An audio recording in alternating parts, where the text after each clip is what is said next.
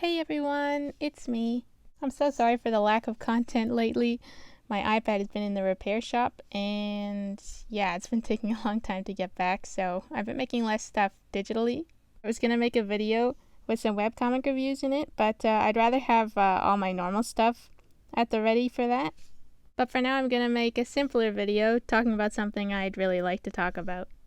And that is nuance in kids' cartoons, or making very simple stories stand out. You may have guessed this, but I really enjoy a broad variety of animated series. For a long time, I've been in love with the beauty and/or innocent simplicity of cartoons aimed at children.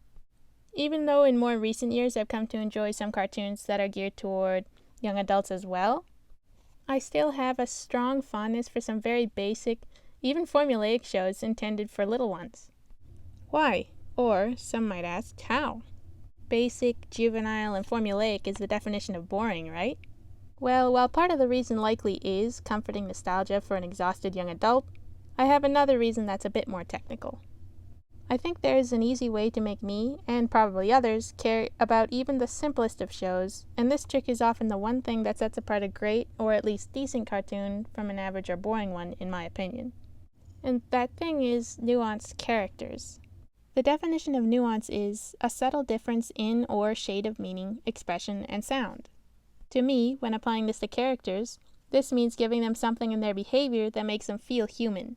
I'm going to use a few examples of subtle nuance shown in a cartoon character's response to something within their respective show's plot to help me explain. In the show Slugterra, while it's really for the most part just a show about shooting bad guys with slugs, there is a little nuance in some characters that makes me root for them a lot more than if those subtle things weren't there.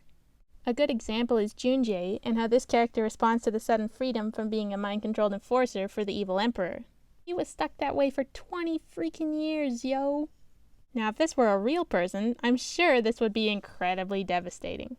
But the way shows like this often deal with mind control is to just bonk the character on the head and be like, "It's okay, he's back and everything's fine now, yay, miraculous ladybug!" But this show takes a slightly different approach, thankfully. After being set free, Junjie does seem to be normal again at first, but later we start to see that his mind has been badly scarred from this trauma. He suffers from nightmares which manifest a fear that being Junjie is just an illusion, and that the Dark Slinger is who he really is deep down.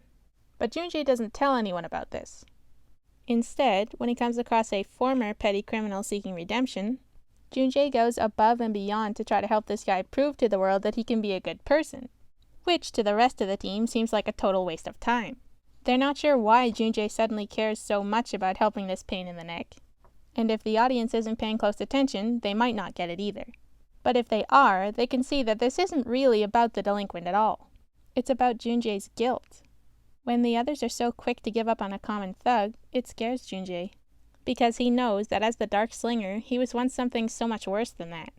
And if this idiot can't be redeemed, how in the world can he?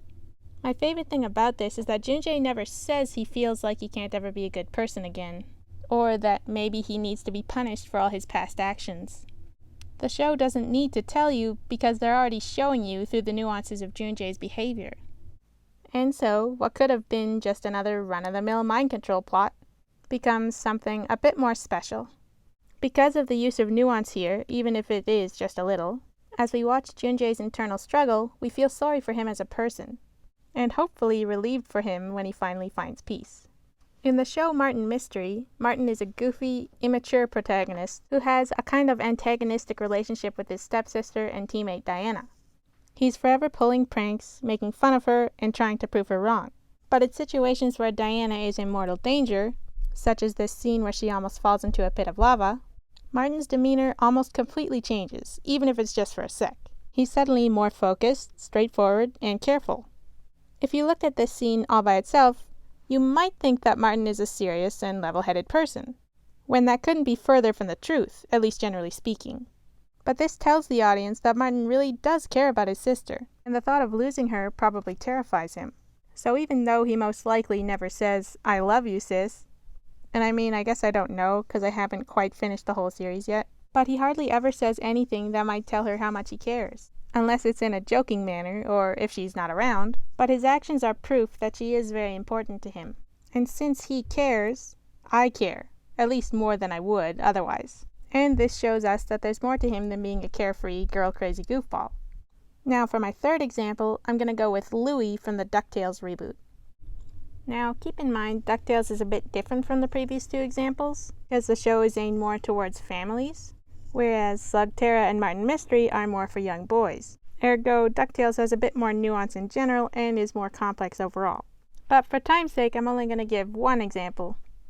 Now, Louie is the cynical, more mischievous, and greedy one out of the three triplets. He's still very likable, of course. I mean, I like him. But I just love the surprising way he responds to situations regarding his presumed dead mother.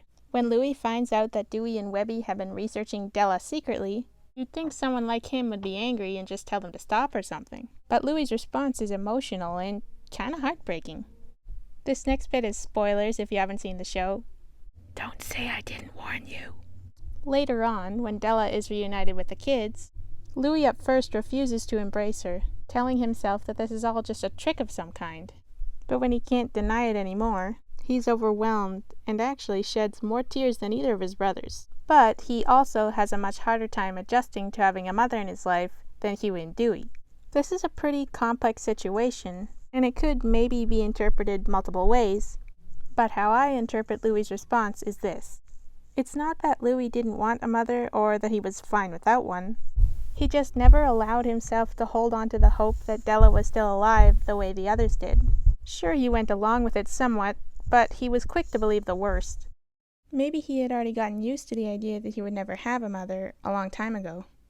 I think Louie responds in denial and distancing himself at first, not just because he's not as innocent and childlike as his brothers. It's because he's terrified. Terrified that this is all too good to be true. He doesn't want to feel the grief of losing his mother all over again. But eventually, even Louie can't fight it anymore. And he finally gives himself permission to let that hole in his heart be filled. Now, a lot of people might say that DuckTales is just a very competent cartoon, with its cool animation and exciting adventures alone, but I think it's the raw, realistic emotions we can see in the characters that really make this show something to watch. And there are probably a lot of other examples in a lot of other shows that may seem to be just silly kid stuff on the surface. And maybe a lot of them really are kind of silly and pointless. And yes, a kid at heart like me does get a real kick out of just watching simple stuff, like shoot-'em-ups, catching monsters, and globe-trotting cartoon ducks. But even I would get bored after a while if there wasn't any nuance. Because if the characters don't feel human to me, why should I care what happens to them? I actually apply this to all media, and not just cartoons. But this is all just my own opinion, and I'm a dork, so what do you think? What are some examples of nuanced characters that you like? Feel free to let me know in the comments below, and thanks so much for listening. You are awesome. I hope you have a great rest of your day. Talk to you later.